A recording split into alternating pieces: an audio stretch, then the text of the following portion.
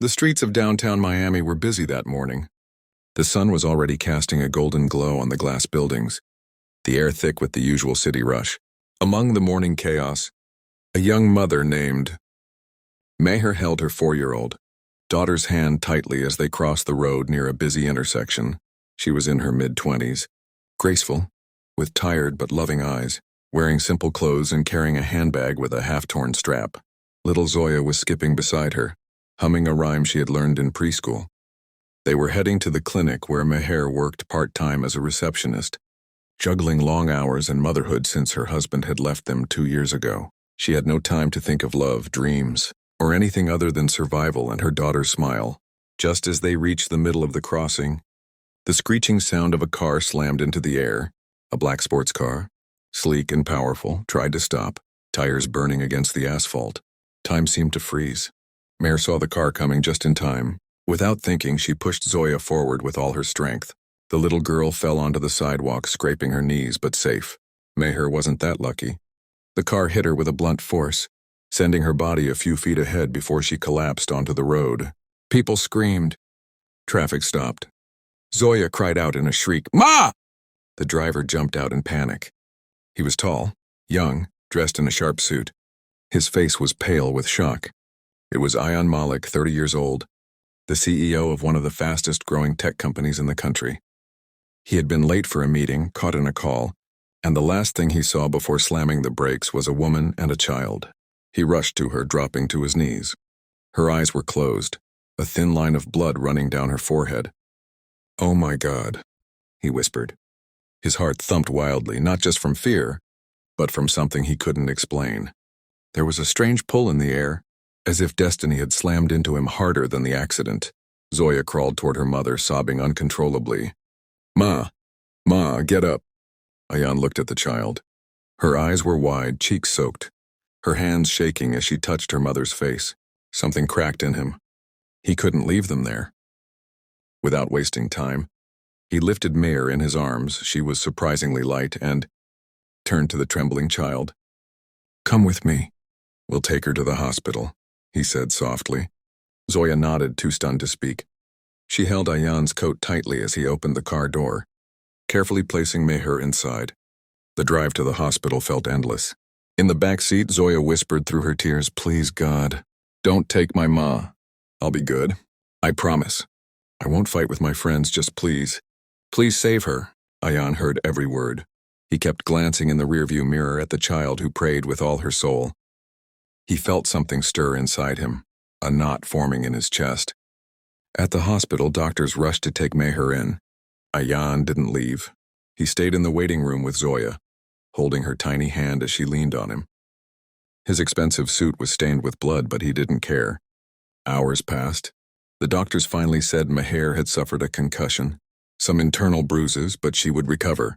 Ayaan closed his eyes, releasing a breath he hadn't realized he was holding. Zoya jumped with joy.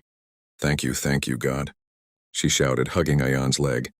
When Meher woke the next day, she was dizzy and confused. She didn't recognize the white room, the flowers near her bed, or the strange man sleeping on the couch in the corner. It wasn't until she saw Zoya asleep beside her that she relaxed. Ayaan woke up to Meher's eyes on him. He stood and walked toward her slowly. I'm really sorry," he said, voice low. "You and your daughter, I didn't see you in time." Meher stared at him. "Are you the one who brought me here?" "Yes," he nodded. "And I'll cover all your medical expenses. And your job. Don't worry, I'll speak to your employer." "You don't have to," she began. "I want to," he interrupted gently. "Not out of guilt, but because I can't explain it, but I feel responsible for more than just this accident." She blinked, unsure how to respond. His words weren't filled with pity. They felt sincere, and strange warmth spread through her chest. In the days that followed, Ayaan visited the hospital often. He brought books for Meher, toys for Zoya, and coffee for himself. They talked about Zoya's school, Meher's past, and his own life, which, despite the wealth, felt empty. He found himself looking forward to seeing her. Her simplicity, her strength, her laughter, even while in pain, it mesmerized him. Zoya adored him too, climbing onto his lap like she'd known him forever. When Meher was discharged, Ayaan offered to drive them home. She hesitated. We don't live anywhere fancy. I don't care. Their apartment was small on the second floor of an old building. Ayaan looked around the modest room with peeling paint and flickering lights. Zoya showed him her coloring books with pride. Meher made him tea in chipped cups. That evening, Ayaan sat in his expensive penthouse, but it felt lonelier than ever. He missed the warmth of that tiny apartment. He missed their laughter. He began visiting often, sometimes with groceries, sometimes with tickets to a kid's movie, sometimes with nothing but a need to see them. It wasn't long before Meher realized that the lines between gratitude and affection were blurring. One night on Zoya's birthday, Ayaan brought a huge cake and a gift, a bicycle. Meher watched him play with her daughter in the hallway, and something in her heart melted completely. "You didn't have to do all this," she whispered. "I know," he said, his eyes on hers. "But I wanted to." The way he looked at her, tender, hopeful, left no doubt. He had fallen for her. "I'm not like the women in your world," she said, voice low. "And you're everything the women in my world are not," he replied. Months passed. Meher found a new job with better hours thanks to Ayaan's connections.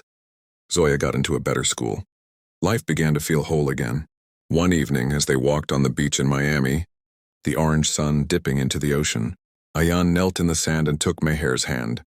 "I know we met by accident, but I want every day from now on to be by choice with you. And with Zoya, I want to be her father. I want to be your partner. Will you let me?" Meher's eyes welled with tears. She nodded, her voice lost in the wind. They married in a simple ceremony with close friends. Ayaan adopted Zoya, and she proudly called him Papa. Their home was filled with laughter, warmth and love born not from perfection, but from chance, choice, and healing. Zoya grew up watching the man who once hit her mother become the man who would never let her fall.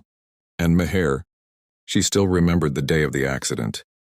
But now when she looked back, she didn't feel pain. She saw the moment life gave her not just another chance, but a love she never dared to dream.